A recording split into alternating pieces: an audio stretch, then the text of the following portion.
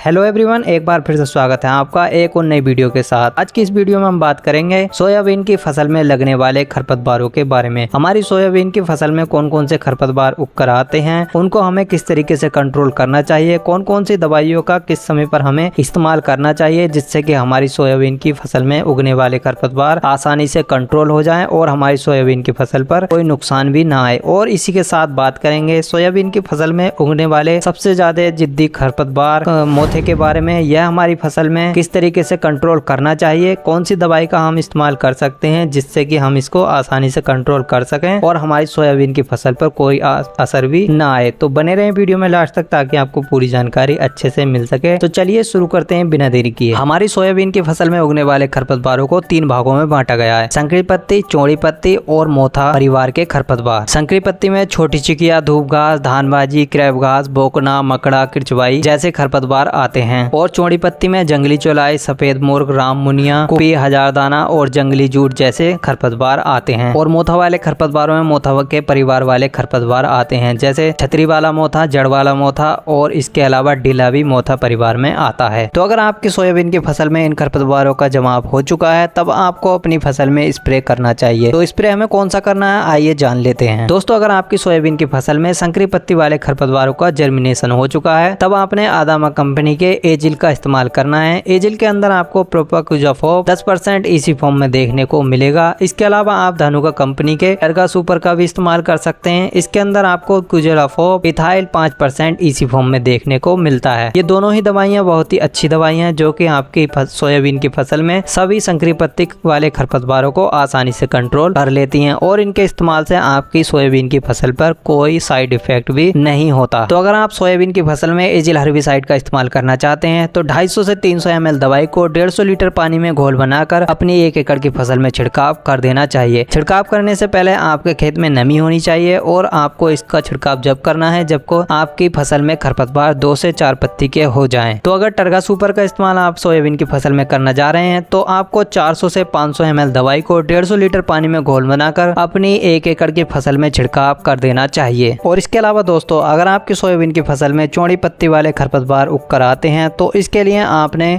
इमीजाथाइपर का इस्तेमाल करना है। इमीजाथाइपर आप किसी भी कंपनी का ले सकते हैं, मार्केट में बहुत सारी कंपनियों का आपको देखने को मिल जाता है। इमीजाथाइपर को आपने 300 से 400 ml दवाई को 150 से 200 लीटर पानी में घोल बनाकर अपनी 1 एकड़ की फसल में छिड़काव करना चाहिए। तरीका वही रहना है, आपकी फसल में नमी होनी चाहिए और इसका इस्तेमाल आपने जब ही करना है जब आपकी फसल में खरपतवार 2 से 4 पत्ती के हो जाएं। इसके अलावा अगर आपकी फसल में मोथा भर के खरपतवार उगाते हैं तो उसके लिए आपने बेस्ट एग्रो लाइफ के मेजर हर्बिसाइड का इस्तेमाल करना चाहिए। मेजर हर्बिसाइड के अंदर आपको क्लोरिमुरान थाइल 25% WP फॉर्म में देखने को मिल जाता है। यह हर्बिसाइड आपकी सोयाबीन की फसल में सभी मोथा भर के खरपतवारों को आसानी से जड़ से खत्म कर देगा। तो 15 ग्राम मेजर दवाई को आपने 150 लीटर पानी में घोल बनाकर अपनी 1 एकड़ की फसल में छिड़काव करना चाहिए। दूसरी दवाई के तौर पर आप बासप कंपनी के बासाग्रान हर्बिसाइड का भी इस्तेमाल कर सकते हैं। यह एक कॉन्टैक्ट सेलेक्टिव हर्बिसाइड है जो कि आपकी सोयाबीन की फसल में मोथा भर के खरपतवारों को कॉन्टैक्ट तरीके से कंट्रोल करता है। कॉन्टैक्ट यानी यह आपकी फसल में मोथा के जैसे खरपतवारों को जड़ से खत्म नहीं करता है, लेकिन यह आपके खरपतवारों को ऊपर से पूरी तरीके से जला देता है और आपके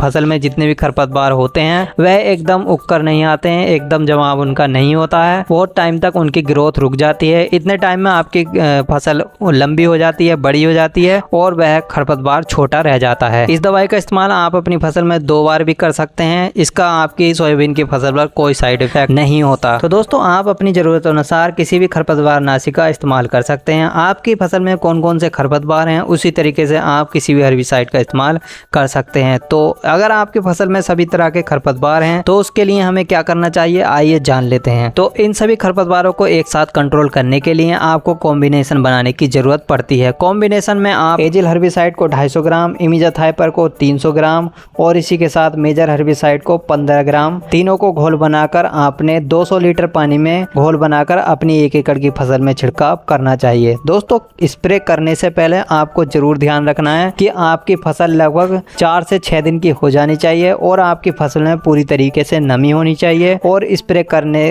के टाइम पर आपकी फसल में खरपतवार 2 से 4 पत्ती का हो जाना चाहिए, तब आप इन दवाइयों का इस्तेमाल कर सकते हैं। यह दवाई आपकी फसल में पूरी तरीके से खरपतवार को नष्ट कर देती है और आपकी फसल में थोड़ा बहुत असर भी आ सकता है। इस चीज को आपने ध्यान रखना है, तो आप इस दवाई का इस्तेमाल कर सकते हैं। तो दूसरे कॉम्बिनेशन में आप टर्गा सुपर या फिर एजिल दोनों में से किसी भी एक हर्बिसाइड का इस्तेमाल कर सकते हैं। अगर आप एजिल हर्बिसाइड का इस्तेमाल कर रहे हैं तो आपने 300 ml दवाई को लेना है। अगर आप अपनी फसल में टर्गा सुपर का इस्तेमाल कर रहे हैं तब आपने 500 ml टर्गा सुपर का इस्तेमाल करना चाहिए और इसके साथ इमीजथ हाइपर को 400 ml लेना है और इसके साथ 62 ग्राम को आपने 800 ml लेना है। 800 ml का इसका पैक आपको मार्केट में देखने को मिल जाएगा। पूरे पैक को आपने 1 एकड़ के लिए इस्तेमाल करना चाहिए। इन तीनों दवाइयों को आपने 200 लीटर पानी में घोल बनाकर अपनी 1 एकड़ की फसल में छिड़काव करना चाहिए। अगर आप इस कॉम्बिनेशन का इस्तेमाल अपनी फसल में करते हैं तब आपकी फसल पर कोई साइड इफेक्ट नहीं होगा,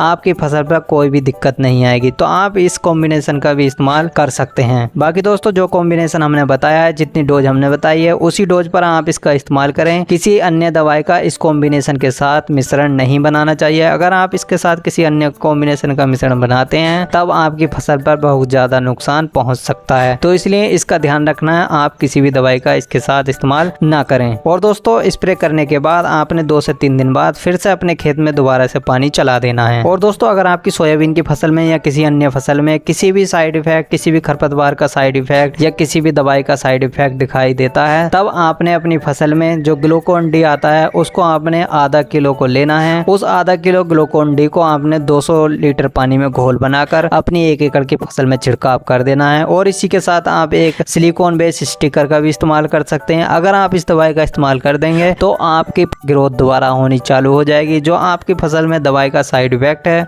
वो कम हो जाता है, आपकी फसल को दोबारा से रिकवर करने का काम यह करता है। तो आप इसका भी इस्तेमाल कर सकते हैं। दोस्तों अगर एजिल हर्बिसाइड और टर्गा सुपर हर्बिसाइड के बारे में आप विस्तार से जानकारी लेना चाहते हैं, डोज क्या रहती है, कौन कौन सी फसल में हम इसका इस्तेमाल कर सकते हैं, प्राइस क्या रहता है, तो पूरी जानकारी आपको उस वीडियो के अंदर मिल जाएगी। आपको इस वीडियो का लिंक डिस्क्रिप्शन में मिल जाएगा, आप उसे जाकर भी देख सकते हैं। तो यही था आज की वीडियो में। कैसी लगी आपको ये छोटी जानकारी अच्छी लगी हो तो वीडियो को भी लाइक कर लें और चैनल को भी सब्सक्राइब कर बेल आइकन को ऑन कर लें ताकि आपको आने वाली वीडियो समय पर मिलती रहें। तो मिलते हैं किसी और वीडियो में किसी और नए टॉपिक के साथ। तब तक के लिए जय हिंद दोस्तों।